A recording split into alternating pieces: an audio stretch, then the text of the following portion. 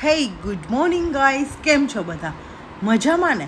જય શ્રી કૃષ્ણ બધાને, હર હર મહાદેવ. આજના વ્લોગમાં આપનું હાર્દિક સ્વાગત છે.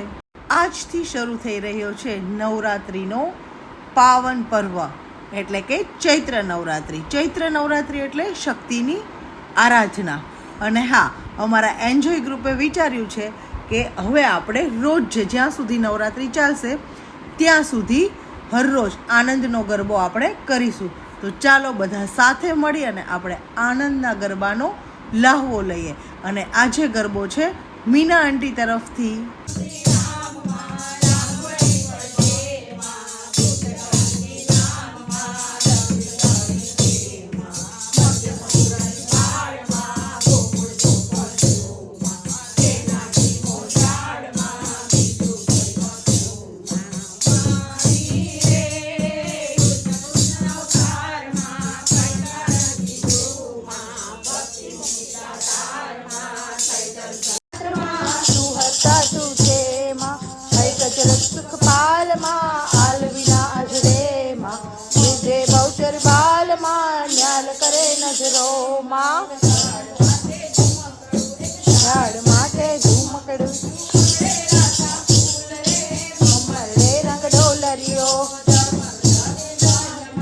નવરાત્રિના 9 દિવસમાં આપણે માતાના 9 સ્વરૂપની પૂજા કરીએ છીએ. તો આજનો દિવસ માતા શૈલપુત્રીને અર્પણ છે.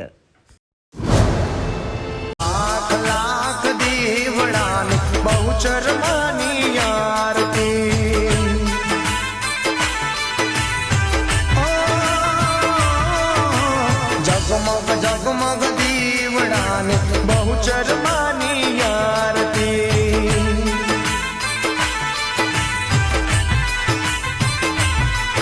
ઓ આરતીની શોભાય પાર હો જીરે મારી બહુચર માની આરતી. ઓ આરતીની શોભાય પાર હો જીરે મારી બહુચર માની આરતી. લાખ લાખ દીવડાને બહુચર માની આરતી.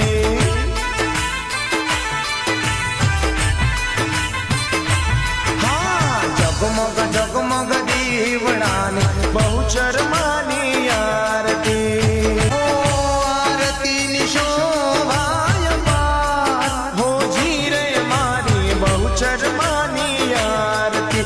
માનો પ્રસાદ આરોગી અને મસ્ત મજાની કેન્ડી મીના આંટી અમને ખવડાવી.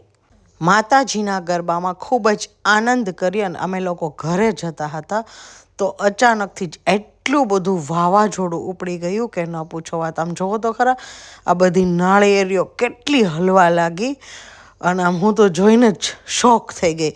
અને ઘરે પહોંચી તો મેં લાલુને કીધું, લાલુ આ બધું શું? અને રાતે વરસાદ પણ આવી ગયો અને હજી તો આમ પોતા મારી જ રહ્યા હતા ને ત્યાં આખું ઘર વિન્ડો બંધ હતું છતાંય ધૂળ થઈ ગયું. પણ નજારો આમ જોવો એકવાર, કેટલો ફૂલ જોશમાં પવન ફૂંકાય છે ને.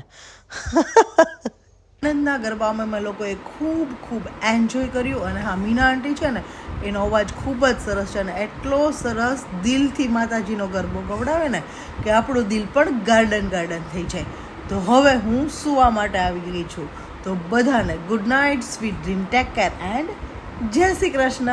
અને હા, મારા આવા નવા બ્લોગ જોવા માટે મારી ચેનલને લાઈક કરો, શેર કરો એન્ડ સબસ્ક્રાઈબ કરો.